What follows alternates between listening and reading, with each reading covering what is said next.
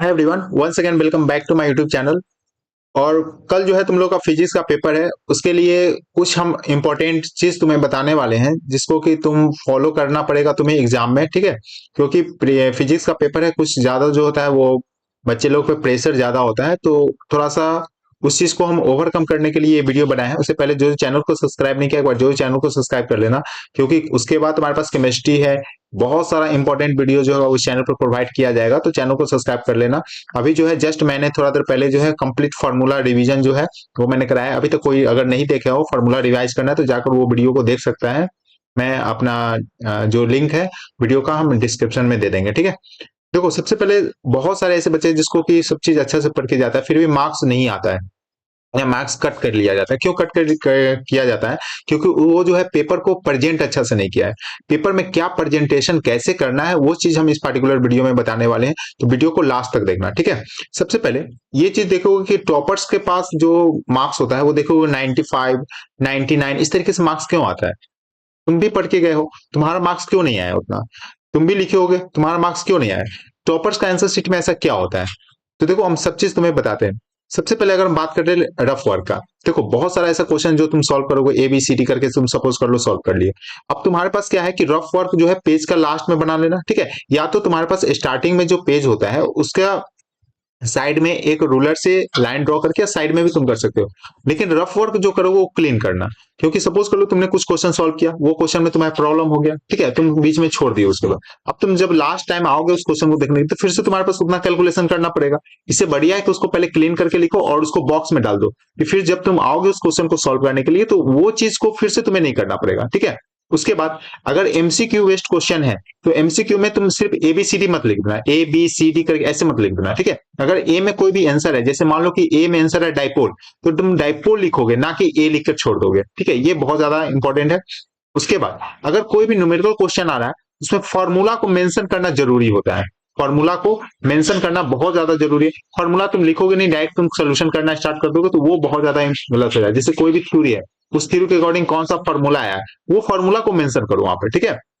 जो भी क्वेश्चन है, अगर उसमें तुम्हारे पास डायग्राम अगर लग रहा है कि सफिशियंट है, डायग्राम बनाना जरूरी है, उसमें डायग्राम बनाओ। और डायग्राम बनाओ कैसे? पेन से मत बनाओगे, जो भी करोगे पेंसिल से करोगे डायग्राम में, ठीक है। डायग्राम जब बनाओगे तो तुम्हारा पेपर का जो प्रेजेंटेशन है वो इंक्रीज हो जाएगा। मतलब एग्जामिनर तुम्हारा कॉपी देखेगा और तुम्हें वहां पे मार्क्स चेक करेगा और मार्क्स दे देगा, मार्क्स डिडक्ट नहीं करेगा। तो ये एक अच्छा इंप्रेशन हो जाता है एग्जामिनर के सामने तुम्हारे कॉपी का, ठीक है। नेक्स्ट अगर हम बात कर ले तो यहाँ पर तुम्हारे पास जो थ्योरी है या कोई भी रूल्स है उसको एक्सप्लेन करो, सिर्फ लिखो नहीं, एक्सप्लेन कर दो। थोड़ा सा थोड़ी वो क्या करो, एक्सप्लेन कर दो, ठीक है। कैलकुलेशन मिस्टेक से बचो।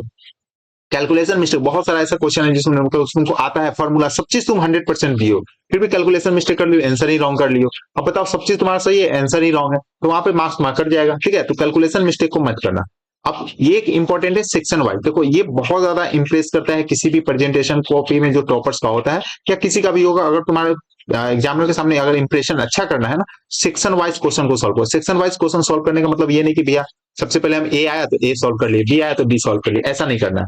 देखो हम बता रहे हैं, जैसे सपोज कर लो कि तुम पहले सेक्शन सी कर रहे हो, अब सेक्शन सी में टोटल 5 क्वेश्चन है, तो 5 क्वेश्चन तुम पहले सॉल्व करो, ऐसा नहीं सेक्शन बी का एक क्वेश्चन कर लिया फिर सेक्शन सी का एक क्वेश्चन करने का, ऐसा नहीं। अगर तुम्हें नहीं आ रहा है तो उसके लिए स्पेस छोड़ दो। लेकिन कोई भी सेक्शन, एक पार्टिकुलर सेक्शन अगर ले रहे हो तो पार्टिकुलर एक सेक्शन को पहले कंप्लीट करो, उसके बाद ही अदर कोई सेक्शन में जाओ, ठीक है। नहीं आ रहा है स्पेस छोड़ दो। इस तरीके से section A B C D ऐसे करके, ये कोई कहीं पे लिखा हुआ नहीं है कि तुम्हें सेक्शन ए ही पहले करना है। हाँ, इसमें अच्छा होता है, प्रेजेंटेशन अच्छा बन जाता है कि अगर तुम ए करोगे पहले बी करोगे तो एग्जामिनर समझेगा कि हाँ चलो ये तुम बहुत अच्छा लिखे हो। लेकिन ऐसा कहीं पे भी नहीं है कि तुम सेक्शन बी पहले लिख दोगे तो गलत हो जाएगा। सेक्शन बी भी लिख सकते हो, सेक्शन सी भी लिख सकते हो, लेकिन हाँ सेक्शन बी लिखोगे तो कंप्लीट सेक्शन बी करो, सेक्शन सी लिखोगे कंप्लीट सेक्शन सी करो, इस तरीके से, ठीक है।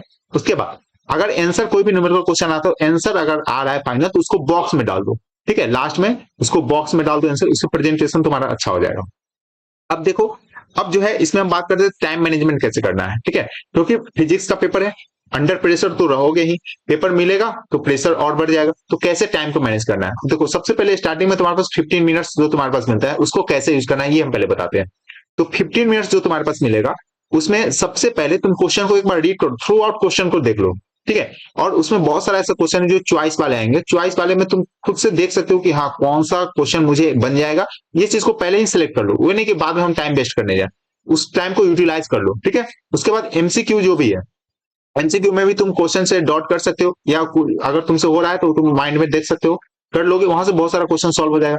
यूनिट कन्वर्जन जहां कहीं भी किसी भी क्वेश्चन में दिख रहा है, वो यूनिट कन्वर्जन को अंडरलाइन कर लो या डॉट कर लो। ठीक है। जिससे कि जब तुम उस क्वेश्चन पे जाओगे तो वहां पे तुम्हें पता चले अच्छा यहाँ पर कन्वर्जन है, क्योंकि यूनिट गलत करोगे, फिजिक्स एक ऐसा सब्जेक्ट है जिसमें यूनिट भी गलत कर दोगे तुम्हारा आंसर रॉन्ग हो जाएगा। 5 मीटर के ऊपर 5 सेंटीमीटर लिख दिया, गलत हो गया। ठीक है। तो ये बहुत ज्यादा इंपॉर्टेंट है। ठीक है। चॉइस वाले क्वेश्चन पे पहले देख लेना, फोकस कर लेना, और लास्ट में तुम्हारे पास रीचेक करने के लिए 10 मिनट समय चाहिए। ये बहुत ज्यादा इंपॉर्टेंट है, इसको मैनेज करके चलना। ठीक है। इस तरीके से सॉल्व करना कि 10 मिनट तुम्हारे पास मिल जाए, क्योंकि जब स्टार्टिंग से पेपर देखोगे ना, तो हो सकता है कोई भी क्वेश्चन तुमसे छूट गया हो गलती से, तो वो तुम 10 मिनट में देख लोगे तो तुम 10 मिनट में लिख सकते हो। ठीक है। तो ये चीज पेपर रीचेक के लिए बहुत ज्यादा इंपॉर्टेंट है, किसी भी तरीके से समय निकालना। नहीं तो अगर कोई भी क्वेश्चन अगर छूट गया, अगर तुम्हें पता ही नहीं चला, तो फिर वो रह जाएगा, ऐसे ही रह जाएगा, तो वो तो मार्क्स मिलने से रहा। ठीक है। तो ये चीज को देखकर चलना है। ठीक है। तो इस तरीके से तुम अपना पेपर को अच्छा से अच्छा कर सकते हो। I hope all the best for your exam. तुम लोगों का पेपर बहुत अच्छा जाए, तुम लोग बहुत ज्यादा मेहनत किए हो, तुम लोगों का पेपर बहुत अच्छा जाए। तो मिलते हैं नेक्स्ट इंपॉर्टेंट वीडियो के साथ। तो जो चैनल को सब्सक्राइब नहीं किया, एक बार जो चैनल को सब्सक्राइब कर लेना।